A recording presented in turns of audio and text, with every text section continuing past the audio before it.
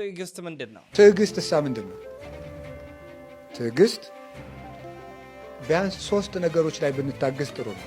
የመጀመሪያው እግዚአብሔርን ብንታገሰው መልካም ነው። እማሆይ ለትዝታው ሳሙኤል ላከች። ትዝታው ወደ ኦርቶዶክስ ሊመለስ ነውን?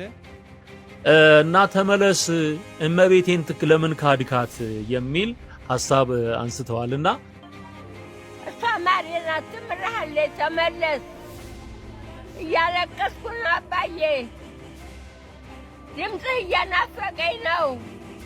450 ብር ዳቦ አስደፍቼ እዘክራታለሁ እመቤታችንን ስራዋን ትስራ እሷ ልጇን ትመልሰው የእሷ ልጇ ነው ልጇ ነው። ወጣቶች የባከነ ጊዜ ላይ ነው የምንገኘው። እባካችሁን የባከነ ጊዜ ላይ ነው ወጣቶች እህቶቻችን የባከነ ጊዜ እንዳይኖረን ይሄንን ዓለም ልቅጨው ወጣትነቴን ፈታ ልበልበት እያልን እንዳንቀጭ። መክሊት ነው ይመጣል ጌታ። 7 ሰው የገደለው ሰው 7 ሰው ገሎ ሊናዘዝ ካህን ጋር ይመጣል እና አባቴ 7 ሰው ገደልኩ ይላቸው። ካህናት በነገራችን ላይ የእኛን ኃጢአት በሰሙ ቁጥር ወይ ጉድ ሲሉ የሚውሉ እንዳይመስላችሁ። የተወዳችሁ ቤተሰቦቻችን እንዴት አላችሁ? እንዴት ቆያችሁ? እንዴት ሰነበታችሁ? ሰላም እግዚአብሔር ባላችሁበት ቦታ ሁሉ ይብዛ። ይህ መረጃ ለመላው ዓለም እንዲዳረስ ላይክ እና ሼር በማድረግ ትብብር አጋርነታችሁን በማሳየት ከጎናችን እንድትቆሙ በፍጹም ትህትና እንጠይቃችኋለን። ውድና ክቡራት ቤተሰቦች 100,000 እንድንደርስ ሁላችሁም ትብብራችሁ ያስፈልገኛል። በተለይ ላይክ አድርጉ። ከ2,000 በላይ ላይክ ያስፈልጋል። የዩቲዩብ አልጎሪዝም መረጃውን ስለሚያዳርስ የትዝታውን ጉዳይ ሰፋ አድርገን የምንቃኘው ጉዳይ ይሆናል። ታዲያ ትብብራችሁን ዘውትር ከኛ ጋር አድርጉ።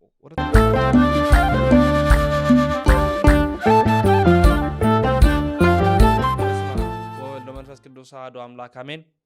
የፍጥረታት ሁሉ አባት የሰማይና የምድር አስገኚ አጋዕዝተ ዓለም ቅድስት ሥላሴ ክብር ምስጋና ይድረሰው።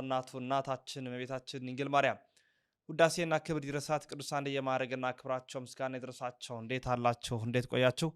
እንዴት ሰነበታችሁ? ቤተሰቦቻችን ሰላም እግዚአብሔር ባላችሁበት ቦታ ሁሉ ይብዛ እያልኩኝ በቅድሚያ ወደ መረጃችን አምራለሁ።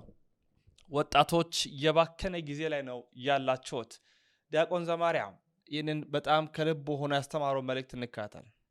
እባካችሁን የባከነ ጊዜ ላይ ነው ወጣቶች እህቶቻችን የባከነ ጊዜ እንዳይኖረን ይሄንን ዓለም ልቅጨው ወጣትነቴን ፈታ ልበልበት እያልን እንዳንቀጭ።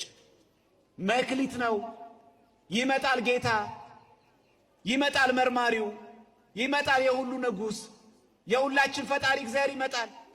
የት አለ መክቱ? ምን አረግሽበት?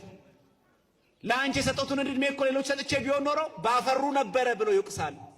ለአንተ የሰጠውን ዕድሜ ሌሎች ብሰጥ እኮ ባተረፉ ነበር ይባላል። ክህነት መክሊት ነው። ስልጣን መክሊት ነው። ትዳር መክሊት ነው። ዕድሜ መክሊት ነው። ጊዜ መክሊት ነው። ዕውቀት መክሊት ነው። ሀገር መክሊት ናት። ሀገራችን መጠበቅ አለብን። መክሊት ናት። ትናፍቃለች እኮ ነገ እኮ ማስቀደስ እኮ ላይቻል ይችላል። ነገ እኮ እንደዚህ በሰላም መማማር እኮ ላይቻል ይችላል። አናውቀው። መጠበቅ ያለብን እኛው ነን። መክሊታችን ናት። መጠበቅ አለብን። ይሄንን የመስቀል ስርዓታችን ደግሞ ድንግል ማርያም ማለት ዛሬ የምናሳት መክሊታችን እነሆ እናት እነሆ ልጅ ስለሰጠች የመስቀል ስርዓታችን ድንግል ማርያም ስሟ የተመሰገነ ይሁን። የእናት አማላጅ ደግሞ አለችን። ደግሞ እሷ በቀኙ ሁሌ የምታማልድ እናታችን ደግሞ አለች። መክሊታችን ስጦታችን ናት። በእሷ ማፍራት አለብን። ለዚህ እኮ ነው ተአምረ ማርያም የታወቀ ኃጢአት ምክንያት ካልከለከለው በዚች ቀን ተአምሯን ሰምቶ ስጋው ደሙን ይቀበል የሚለው ለዚህ እኮ ነው። ማትረፍ አለብን። ተአምረ ማርያም ስትሰማ ወደ ስጋው ደሙ ትቀርባለህ ነው እና ወደዛ ታመጣለህ። አትርፍባት በድንግል ማርያም። አትውደቅ። ከወደቅ ግን አይዞህ አትፍራ፣ ንስሐ ግባ። የእናት አማላጅ አለች። የእናት ልመና ፊት ያስመልስ አንገት ያስቀር ስለሚሉት ለዚህ እኮ ነው ቅድም ቅዳሴ ላይ አባታችን ሲያነቡት እንደሰማ ድንግል ሆይ አለ ለንጹሃን አይደለም ለታደፉት አሳስቢ አለ። ለንጹሃኖቹ አይደለም ለኛ ለተዳደፉት ለቆሸሽ ነው ለኛ አሳስቢ። ለጻድቃን ዓለም ለኃጥአን አሳስቢ። እንድናተርፍ እኮ ነው። እንጂ እንደፈለክ ዓለም አይሁን ማለት አይደለም። መክሊት ነው የተሰጡን አባቶቻችን፣ መክሊት ነው። ዛሬ የምንዘባነንባቸው ንስሐን አባቶቻችን ነገ የሚፈታን ካህናተን መቃብራቸው አይነ ይፍቱን እንላለን። መክሊት እንዳናባክን ክርስቲያኖች ማንነኛ እንደ ባለ አምስቱ ወጥቶ ወርዶ እንዳፈራው ነው? እንዳለ ባለ ሁለቱ ነን ወጥቶ እንዳፈራው ነው? ወይስ እንደ አንዱ እንደቀበሩ ማንነኛ? አምሮብን ተሰብስበን የዛሬ ሳምንት እንደሰማችሁት ወንጌሉ ሽሽታችሁ በክረምት ነው አይደል? ክረምት እኮ ልምላሜ ነው፣ ፍሬ የለም። በጣም ያምራል እንደዚህ ልምላሜው። ልክ አሁን ዛፍ ስታዩት ቅጠል ነው፣ በጣም አረንጓዴ ነው።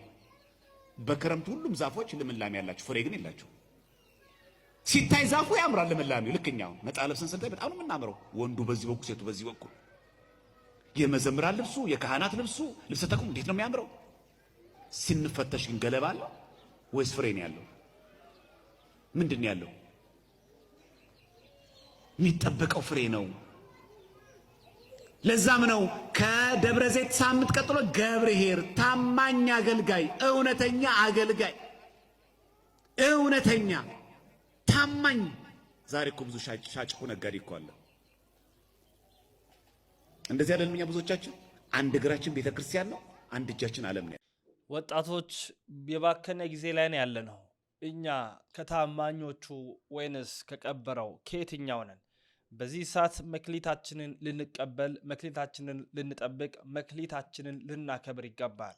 ነገ መክሊቶቻችን እናጣለን። መክሊት ሀገር፣ መክሊት ቤተክርስቲያን፣ መክሊት ካህናት፣ መክሊት እግዚአብሔር የሰጠን ስጦታዎች ናቸው። እኚህን ስጦታዎቻችን ነግ እንዳናለቅስ ዛሬ እናስተውል። የዲያቆን ዘማርያም መልእክት ነው። በጣም የወደድኩት ሀሳብም ስለሆነ ለእናንተ አቅርቤያለሁ። መክሊቶቻችን የምንጠብቀው በትዕግስት ነው። ትዕግስት ግን ምንድን ነው? ርዕሰ ሊቃውንት አባ ገብረ ኪዳን ስለ ትዕግስት እንዲህ ይሉናል። ትዕግስት እሳ ምንድን ነው? ትዕግስት ቢያንስ 3 ነገሮች ላይ ብንታገስ ጥሩ ነው። የመጀመሪያው እግዚአብሔርን ብንታገሰው መልካም ነው።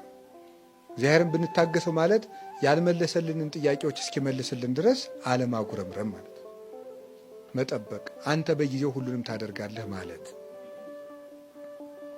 ሁለተኛ ለራሳችን ራሱ ትዕግስት ሊኖረን ይገባል። የእውነቴን የምነግራችሁ በአንድ ጊዜ ዛሬ መሰበክ ጀምረን የዛሬ ወር ጻድቅ መሆን መፈለግ ተገቢ አይደለም። እንችላለን? አንችልም። መታገስ ይገባል። የእኛም አካል እስኪያድግ ልንጠብቀው ይገባል። አይዞ በርታ፣ ደግሞ ይችን አስተካክላት እያሉ ራስንም ቢሆን መታገስ እስኪያፈራ ወዲያው ቸኩሎ አይ እንግዲህ እኔ 1 ወር ሞከርኩ አልተስተካከሉም እንግዲህ ይቅርብኝ ማለት አይደለም። ለራስም ታጋሽ መሆን ያስፈልጋል። እኛንም ቢሆን ብንወድቅም እያነሳን ብንንሸራተት እየደገፍን ራሳችን ራሱ ልንታገሰው ይገባል። በስህተቱ እንዲቀጥል ሳይሆን እንዲበረታ ለራሳችሁም ይቅርታ ማድረግ አለባችሁ። አጉል ይቅርታ አይደለም። አይዞ ትደርሳለህ፣ በእግዚአብሔር ኃይል ትደርሳለህ እያሉ ራስን ማበርታት ያስፈልጋል። አሁን ካልተለወጥኩ አለ ማለት ነው። 3ኛ ዳተኞች አትሁኑ ግን ተብለናል። ፈጥነን መወሰን አለብን፣ ግን ለውጡንና ፍሬውን ቶሎ አንጠብቅ ነው። 3ኛ የኛ የሆነን ሰው ልንታገሰው ይገባል ነው እስኪስተካከል ድረስ። ከጸለይንለት የማይስተካከል ሰው የለም፣ ህሊናውም ይመለሳል። ክፉ አመል ሁሉ ይስተካከላል። ዲያብሎስ ብቻ ነው የማይስተካከለው። ስለዚህ ያን መታገስ ማለት ነገሮች እስኪፈጸሙ ጊዜያቸውን መጠበቅ ማለት ነው። ይህ 5 መክሊት ነው። 5 መክሊት። እነዚህን መክሊት ክርስቶስ ሰጥቶናል። በእነዚህ ሁሉን ነገር ማትረፍ ይቻላል። መክሊት፣ ትዕግስት እንግዲህ አባቶቻችን ዛሬም ድረስ በስፋት እየተናገሩ ያሉት መልእክት ነው። እንደምናስታውሰው እንግዲህ የአብይ ጾም 6ኛ ሳምንት ነን። የአብይ ጾም 6ኛ ሳምንት ላይ እንገኛለን። ደብረ ዘይትን አሳልፈን አሁን ገብርኄር ላይ እንገኛለን። የፊታችን ዕለተ ሰንበት እሁድ ደግሞ ኒቆዲሞስ ብለን 7ኛውን ሳምንት እንይዛለን። አብይ ጾምን እያገባደድን ነው። በሀገር ውስጥ ከሀገር ውጭ ያላችሁ ሁላችሁንም፣ በስደቱም ዓለም የምትገኙ እህቶቼ፣ ወንድሞቼ፣ እናቶቼና አባቶቼ ሁላችሁንም በድጋሚ እንኳን አደረሳችሁ። ለዚያ በቃን። የአባቶቻችን አምላክ ልዑለ ባሕርይ ቅዱስ እግዚአብሔር የተመሰገነ ይሁን። እውነት ለመናገር እዚህ መድረስ ቀላል አይደለም። በተለይ በስደቱ ዓለም ያላችሁ በምን አይነት መከራ ውስጥ አልፋችሁ እዛ እንደደረሳችሁ፣ በተለያየ ንግድ ዓለም የምትገኙ ሁላችሁም በህይወት ያለን እኛም እዚህ የደረስን አጠቃላይ እንዴት ባለ መከራ ውስጥ አልፈን እግዚአብሔር ለዚች ቀን ለዚች ዕለት ለዚች ፀሐይ እንድንመለከት ላበቃን የአባቶቻችን አምላክ የተመሰገነ ይሁን። በምን አይነት አኳኋን እዚህ እንዳደረሰን የሚያውቀው እሱ ነው። እሱን ማመስገን ደግሞ ስራችን ነው። ለዚህ ነው እንኳን አደረሳችሁ በድጋሚ ያልኩት። ለዚህ ያደረሰን እርሱ ስለሆነም ወደ ቀጣይ መረጃ እናምራ። እንግዲህ የተለያዩ መልእክቶችን እየተከታተልን እንገኛለን። ዛሬም ከእናንተ ሳንለይ ኦርቶዶክሳዊ ሀሳቦችን ይዘን እየመጣ እንገኛለን። ስለዚህ ቤተሰቦች ላይክና ሼር በማድረግ ትብብራችሁን በማሳየት አጋርነታችሁን በማሳየት ከጎናችን ቆሙ። ወደ ቀጣይ መልእክት እናምራ። ዲያቆን ሄኖክ ኃይሌ 7 ሰው የገደለው ሰው ይለናል። 7 ሰው ገሎ ሊናዘዝ ካህን ጋር ይመጣል እና አባቴ 7 ሰው ገደልኩ ይላቸዋል። ካህናት በነገራችን ላይ የእኛን ኃጢአት በሰሙ ቁጥር ወይ ጉድ ሲሉ የሚውሉ እንዳይመስላቸው። ለሐኪም በሽታ አዲስ እንዳልሆነ ለካህን ኃጢአት አዲስ አይደለም። እኛም አዲስ ነገር ኃጢአት አንሰራም። በነገር ምንም ክሬቲቭ እኮ አይደለንም። ዝም ብለን የምንሰራው ያንኑ ነው። እና መጥቶ በቅርቡ የተሾሙ ገና ዓመት ያልሞላቸው ወጣት ቄስ ናቸው። ብዙ ኃጢአት ሰምተው አያውቁም። መጣና ይሄ ሰውዬ 7 ሰው ገደልኩ አላቸው። ደነገጡኝ። አባት ገና መሾማቸው ነው። በስመ አብ ወወልድ ወመንፈስ ቅዱስ አሉ። አደነጋገጣቸውን ሲያይ እኚህ ሰውዬማ ወስደው ለፖሊስ ነው የሚሰጡኝ ብሎ እሳቸውንም ገደላቸው። ስንት ሆኑ? አሁን መናዘዝ ፈለገ። ድጋሚ ሌላ ካህን ጋር ሄደ። እንደው አረጋዊ ካህን ጋር ሄደና አባቴ ንስሐ ልገባ ነው አለ። ምንድን ነው አሉት። 7 ሰው ገድያለሁ። ገደልኩ ብዬ ሄጄ ለካህን ስናገር ሲደነግጡ ሳይ እንዳያጋልጡኝ ብዬ እሳቸውንም ጨምሬ ገደልኳቸው። በድምሩ ስንት ሰው ገድያለሁ አላቸው። እኚህ ካህን ምን አሉ? ይሄማ ቀላል ነው፣ ምንም ችግር የለውም አሉ። ምክንያቱም 9ኛ እንዳይሆኑ። ይሄ ምን ያሳስባል የኔ ልጅ፣ ይሄን ያስጨነቀ አይዞ፣ ሰይጣን ነው የሚፈትንህ። አንተ መጀመሪያ ጠበል ነው መጠበቅ ያለብህ አሉት። አንተ ላይ አድሮ ግደል ግደል የሚያሰኝ ሰይጣን ነው። ጠበል አጠምቃለሁ ና በል አሉትና ይዘውት ሄዱ። ጫካ መሃል ላይ ሲደርሱ የሆነ ጉድጓድ አገኙ እና በገመድ ውረድ አወርዳለሁ፣ ወርደህ ጉድጓድ ውስጥ ዋሻ አለች፣ ዋሻ ውስጥ ጠበል አለ፣ ይዘህ ትመጣለህ፣ አጠምቃለሁ፣ ትሄዳለህ አሉት። ደስ አለው። ይሄማ ቀላል ነው አለና ሄዱ። ጉድጓዱ ጋር ደረሱ። በገመድ አወረዱት። ከዛ ገብቶ ዋሻ ውስጥ ሲያይ ጠበል የለም። ከዛ ተመልሶ ሲመጣ እኛ አባት ያንን ገመድ ሰብስበውታል። አንተ እዛው ነው መቆየት ያለብህ አሉት። አሰሩት ማለት ነው። አሁን ይሄ ሰውዬ ውስጥ ሆኖ ይዝታል። ልውጣ ብቻ ይላል። እኔ ከዚህ ጉድጓድ ከወጣው አንተ 1 ቀን አታድርም ይላል። እኚህ ካህን ዝም ብለው ሄዱ። በማግስቱ ሙሉ ቀን ውሎ ማታ ሲመጡ አንዲት ዳቦና አንዲት ኮዳ ውሃ ይዘው መጡ። ይዝታል። ልውጣ ብቻ ይላል። ያችን ዳቦ ወረወሩለት። በላ። 7 ቀን 14 ቀን 21 ቀን በቀን አንዴ እየመጡ ይሰጡታል። ይሳደባል፣ ይበላል። በቀን አንዴ ነው የሚበላው ማለት ምን ማለት ነው? ምዕመናን፣ ይሄ ሰውዬ ምን እያደረገ ነው? እየጾመ።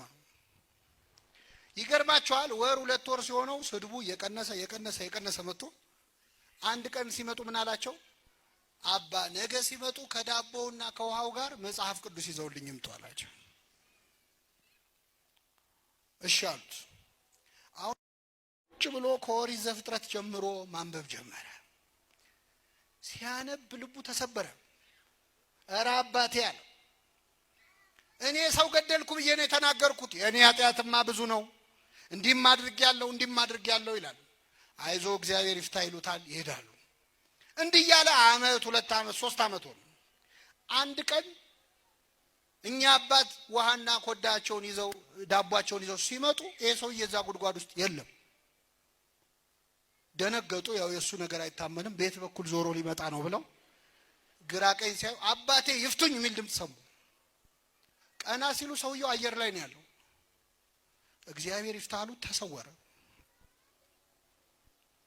በቅቷል። ምን ለማለት ነው? 7 ሰው ገድሎ ተሰወረ፣ በቅቶ ማለት ነው። በጣም የሚደንቅ ታሪክ ነው። እውነት የሚያስተምርም ነውና በጣም የተገረምኩበት ነው። ያው ምንም እዚህ ላይ ማብራሪያ ስለማያስፈልገው በዚህ ጉዳይ ላይ ምንም የምንናገረው ነገር የለም። 7 ሰው ነው የገደለው። ከዛ ወደ ንስሐ አባቱ ነው ሄደው። በስተመጨረሻ ግን የእግዚአብሔር ፈቃዱ ሲሆን እስከ ማድረግ እስከ መሰወር ደረጃ ደርሶ ታይቷል። የርዕሰ ሊቃውንት አባ ገብረ ኪዳን ተከታትለን ወደ ትዝታው ሳሙኤል ወደ እማሆይ መልእክት እናመራለን። ያለ ንስሐ በእውነት ከዚህ አሟሟት ይሰውራችሁ። ያለ ንስሐ በምድሩም እንደተሰቃየ የምድሩን ተውት ብትታሰሩ 30 40 80 ዓመት ነው። የዘላለም እስራት አለ፣ የማይጠፋ እሳት አለ። ሐሳቡ ለምዳችሁት ሊሆን ይችላል። የማንቀላፋት አለ፣ ሙተን የማናርፈው ሞት አለ። እንዲሁ ድህነት እንኳን ባይሆን ሰርተን ባናርፈው ሙቸን ላቀቀዋለሁ ይባላል። ክፉ ሰው እንደው ክፉ ሰውንም እንደው ሚስትም ሆነ እናትም ልጇን ሙቸ እስከ መቼ ተላቅቄ ትላለች፣ ባልም ይላል እንደው አንቺን እንደው መቼ ሙቸ ተላቅቄሽ ሊል ይችላል። ሲኦልን ግን መቼ ሙቸ ተላቅቄ እንዳትል ሙታል። በሞት እንኳን መላቀቅ የማይቻልበት የሞት ሀገር ማለት ነው። የሞት ሀገር ያንን ያህል ነገር አስቀምጦ የሰው ልጅ ሁልጊዜ ይዘናጋል፣ ይረሳል። ሞቱን በፊቱ ይረሳዋል። እድሜ ገና ነው። አሁን ጀምሮ ወደ ቤተክርስቲያን አልቀርብም፣ ገና ወጣት ነኝ፣ አሁን መዝናናት አለብኝ፣ ዘና ማለት አለብኝ፣ ፈታ ማለት አለብኝ ስንል ዘመናችን ግን እየሄደ ነው። እግዚአብሔር በቸርነቱ ላልተጠቀመ ሰው እድሜውን ያሳጥረዋል። ይገርማችኋል። እድሜ 70 ዓመት እንድትኖር በምድር ተፈቅዶልህ ብትፈጠር እንኳን ካልተጠቀምንበት ከ70 ቀንሶ በ30 ይገላል። እግዚአብሔር ምሕረቱን ላልተጠቀመ መዓቱን ያመጣል። ስለዚህ የተወደዳችሁ ወንድሞቻችንና እህቶቻችን በማንኛውም ሰዓት በሞት እንደምንጠራ አናውቅም። ጠዋት ይምጣ፣ 6 ሰዓት ላይ ይምጣ፣ 9 ሰዓት ላይ ይምጣ፣ 11 ሰዓት እግዚአብሔር ይምጣ አይታወቅም። ጠዋት በልጅነት 3 ሰዓት ላይ ትንሽ ካደግን በኋላ 6 ሰዓት ወጣቶች ከሆነ በኋላ 9 ሰዓት በትዳር ተወስነን ወይም ደግሞ በምንኩስና እየኖርንም ቢሆን 11 ሰዓት ደግሞ በእርጅና ዘመናችንም እግዚአብሔር ይመጣ እንደሆነ አይታወቅም። ስለማይታወቅ ሞተ ስጋ ሳይገጥምን ጊዜ ቀድሞ በጉብዝናችን ሰዓት ፈጣሪን ማሰብ። በጉብዝና ወራት ማለት ከንስሐ የምትለይ ንስሐ ልግባ ብትል እንኳን መግባት የማትችልበት ጊዜ ሳይመጣ በጉብዝና ወራት ፈጣሪን አስብ ይላል ጠቢቡ። እንዲያ ስለሆነ ቸርነቱን ለንስሐ እንጠቀምበት። ሳትሞት ሞት ሳይቀርብ አፈር ሳይሸት ነፍስ ከስጋ ሳትለይ የምትለይበት ጊዜ ሳይደርስ ንስሐ ግባ።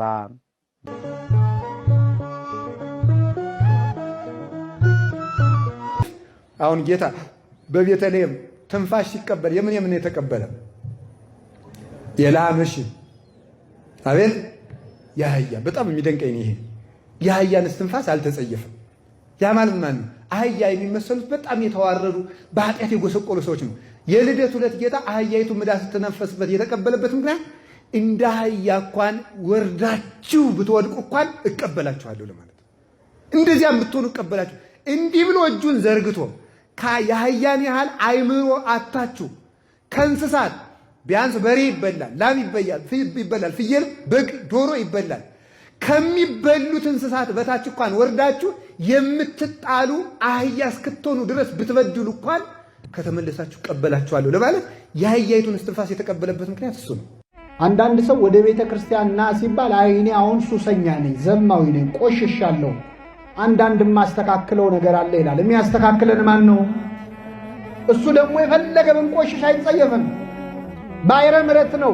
የኛ ኃጢአት የደም ጠብታ ነው። የእሱ ግን ምሕረት የባህር ያህል የውቅያኖስ ያህል። ለመምህራኖቻችን ቃሎት ያሰማልን። እንግዲህ መመለስ እንዳለብን የሚያሳይ ነው። ወደ ቀጣዩ ላምራ እስቲ። የትዝታ ሳሙኤል ጉዳይ ዛሬም መነጋገሪያ ሆኗል። አንዲት እናት እማሆይ በእርጅና ጊዜያቸው እንዳው ያንተ ድምፅ ያን የመሰለ ድምፅ እንዳው ማርያምን ይክዳት ይሆን? እንዴት ማርያምን ትክዳታለህ? እንዲህ እየወደድን እንዲህ እየሰማን በማለት እንዳው ልጄ ግድ የለም ተመለስ፣ እሷ ትምርሃለች፣ ማርያም ናት፣ ወደ ልጇ ታቀርባለች፣ እንዳው ትዝታው ልጄ ተመለስ ሲሉ ነበር እማሆይና ትዝታው ደግሞ እሱ መልእክት ደርሶት ለሱ መልእክት የሚሆን መልስ ሰጥቷል። እማሆይ በቅድሚያ ምን አሉ? ትዝታውስ ምን መለሰ? ያንን መልስ ደግሞ ሰምተው እማሆይ በድጋሚ ምን መልስ ሰጡ የሚለውን ተደጋጋሚውን መልእክቶች አሁን እንደሚከተለው የማቀርብላቸው ይሆናል። መጽሐፍ ቅዱሳዊና ተስማሚ የሆነ የአክብሮት ምላሽን የፍቅር ምላሽን አቀርባለሁ ማለት ነውና እስቲ እንስማችሁ። እንግዲህ እንስማቸው።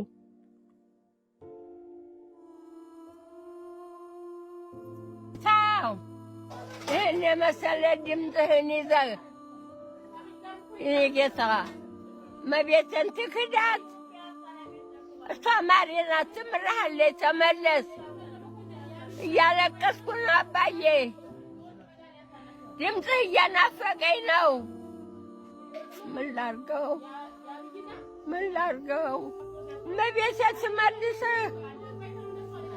እመቤቴ ትመልስህ ወደ ድሮ ሃይማኖትህ ወላዲተ አምላክ ትመልስህ በጣም ነው የምወደው አባዬ እስኪ ክፈቱት አሁን እሱ ነው ያለ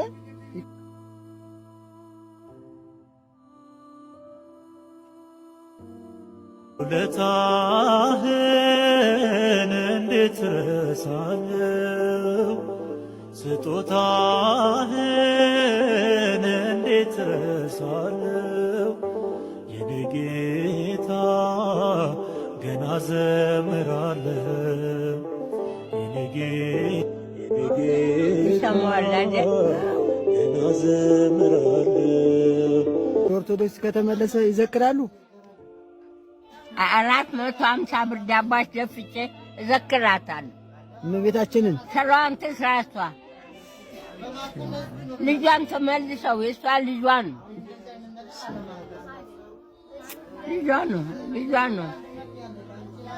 ነው ኦኬ ቪዲዮ ባጭሩ ይሄንን ይመስላል እንግዲህ ከልባቸው እንደሆነ በደንብ አስተውሎ ላየ ሰው ግልጽ ነው ድራማ የለውም እናቶች ሲናፍቁም እኔም በራሴም እናት ስሜት ውስጥ ማያቸው ነገሮች አሉ እና ግልጽ የሆነ ኦሪጂናል የሆነ ምንም ድራማና ሐሰት የሌለበት ውስጣቸውን የገለጡበት ቪዲዮ ነው ከሁሉ አስቀድሜ እኔም አክብሮቴን ፍቅሬን እገልጣለሁኝ እነዚህ እናቶች ያሳደጉን እናቶች ናቸው ከልጅነት የሚያውቁን ናቸው እኔ በስም በአካል አላስታውስም የት ቦታ እንደተገናኘ ግን ያው በዝማሬው ባገለገልንበት እንግዲህ ኦልሞስት 25 ዓመት ከልጅነት ጀምሮ በኦርቶዶክስ ቤት ውስጥ አገልግለናል እኔ ከድቁና ጀምሮ ገና 13 14 ዓመት ሆኜ ነው ሲቀድስ መዝሙር ስዘምር ሳስተምር የነበረው እና እኛ እንኳን ባልገባን ዘመን እግዚአብሔር መንፈስ ቅዱስ ለህዝቡ የሚጠቅም በጣም መልካም የሆነውን የምስራች ምንም እንኳን የተቀላቀሉ ነገሮች ቢኖሩም ግን አስደናቂ የሆኑ ዝማሬዎችን ሰጥቶኝ ስዘምር ነው ያደግኩት እና እዛ በኖርንበት ዘመን ሊሻር የማይችል ትዝታ አለ ሊጠፋ የማይችል ትዝታ አለ እና ይሄ ውስጣቸውን ይኮረኩራቸዋል እና ደግሞ የሚያዩበት አንግል ከሃይማኖት አንፃር ነው ምስኪን እናት ናቸው እማሆይ ናቸው ማለት ሲሸመግሉ ወደ ምንኩስና ይመጣሉ እንደውም የድሮ ፎቶአቸው ይታያል ከውስጥ እና ተመለስ እመቤቴን ለምን ካድካት የሚል ሐሳብ አንስተዋልና እስቲ ያቆምኩኝ እሳቸው የሚናገሩትን ነገር ጥያቄያቸውንም ጭምር የሚፈታ ነገር ነው የምናገረው ይሄን መልእክት ለኚህ እናት የምታውቋቸው ሰዎች እንግዲህ ይደርሰዋል ወይ ያሉ ይጠይቃሉ ይሰማዋል ወይ ይሄንን መልእክት ያሉ አው ደርሶኛል ሰምቼዋለሁ እኔም ደግሞ ያለኝን አክብሮትና ፍቅር እገልጻለሁ በጣም ነው መወዶት በጣም ነው ምናፍቆት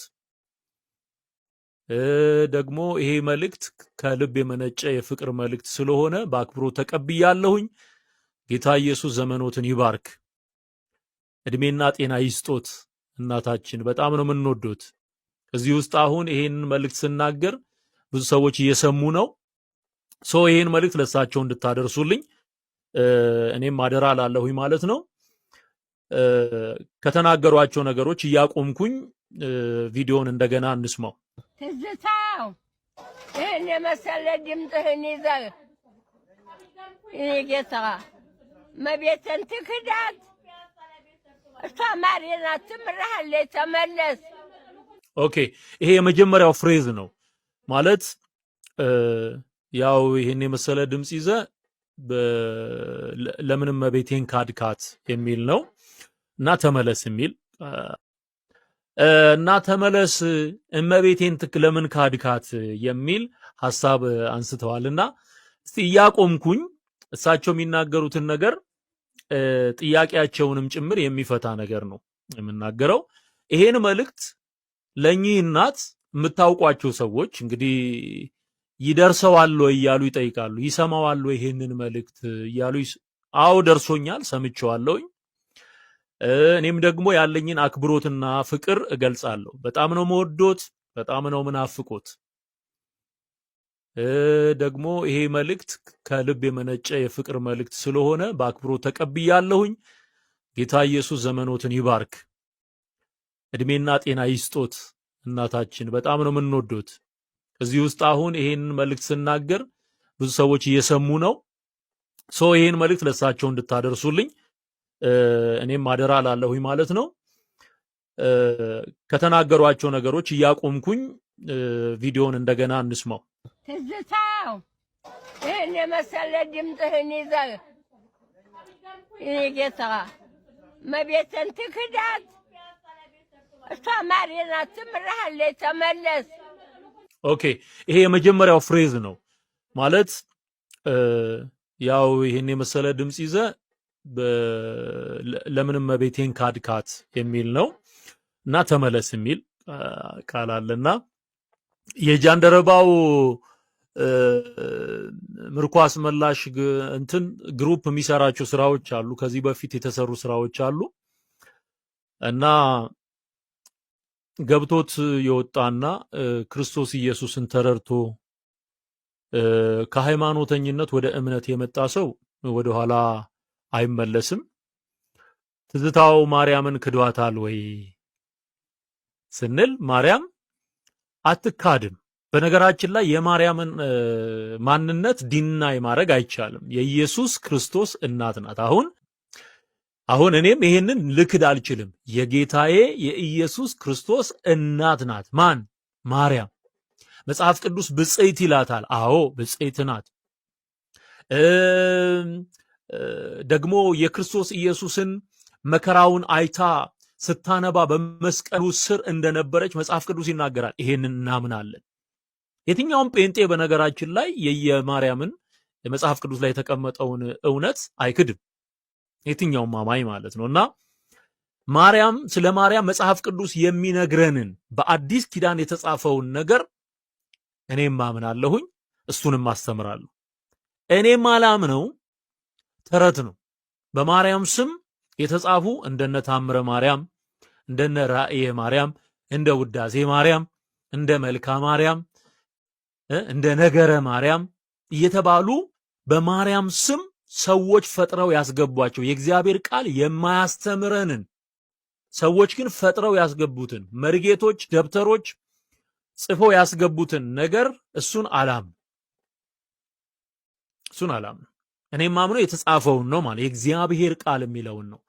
እርሶም ማመን ያለቦት እናታችን የተጻፈውን የእግዚአብሔርን ቃል ነው። ማርያምን መውደድ ይቻላል፣ ማርያምን ማምለክ ግን አይቻልም። ይደርሰዋል ወይ እያሉ ይጠይቃሉ። ይሰማዋል ወይ ይሄንን መልእክት እያሉ አዎ ደርሶኛል፣ ሰምቼዋለሁኝ። ደግሞ ይሄ መልእክት ከልብ የመነጨ የፍቅር መልእክት ስለሆነ በአክብሮት ተቀብያለሁኝ። ይሄን መልእክት ለሳቸው እንድታደርሱልኝ እኔም አደራ ላለሁኝ ማለት ነው። ትዝታው ሐሳቤን ተቀብለህ የመለስከው መልሱን ልጄ መጥቶ ነግሮኛል። እንግዲህ እመቤቴ ካንተ ጋር አትሁን፣ ምንም ማድረግ አልችልም። በቃ ግን መጥተህ ብንነጋገር ደስ ያለኝ፣ መልክህን እንኳን ባየው ደስ ያለኝ ነበር። አባዬ እወድሃለሁ፣ ናፍቀኸኛል አባዬ። አንተም በአካል ባላቅህ ድምፅህ ይናፍቀኛል። የምትዘምረው መዝሙር ከልብ ነው። በጣም ነው የሚያሳዝነኝ እኮ ማረፊያዬ የሕይወት ውሃዬ ሙላቴ ጥጋብ እርካታዬ ለመለምኩኝ ወንዝ ዳር ተክለኝ። የተወዳችሁ የሰዎቻችን እንግዲህ ያው የዛሬ መረጃችን ይህንን ይመስላል። እዚህ ላይ ምንም የምንናገረው ነገር የለም። ሙሉ ሀሳቡን ግን በቲክቶክ በደንብ አድርገን የምናብራራ ይሆናል። ላይክ እና ሼር አድርጉ። በሌሎች መረጃዎች እስክንገናኝ ተሰነባበትን። ክብር ምስጋና ያለው አብ፣ ክብር ምስጋና ያለው ወልድ፣ ክብር ምስጋና ያለው መንፈስ ቅዱስ